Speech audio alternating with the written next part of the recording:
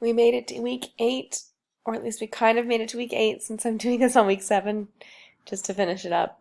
Um, as far as counseling questions go, there's nothing else that I really need to know textbook status.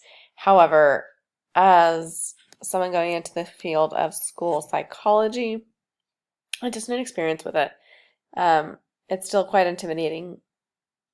Just because I haven't done it, I haven't seen it much, and I'm focusing on so many other different things, but I know that it's a part of the profession and I look forward to it. I think it'll be a good time to connect with kids and actually have some experience interacting with them and not just sitting them down and testing and writing a report. Not that that's all there is to school psychology, but I know that's a lot of the profession.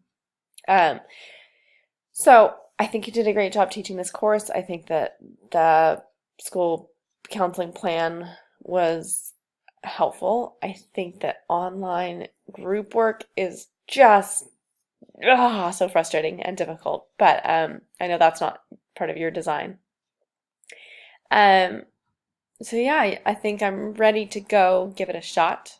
Um, this coupled with the other counseling classes I've taken will be something in my toolkit that I can take and just try and apply it and figure it out as I go.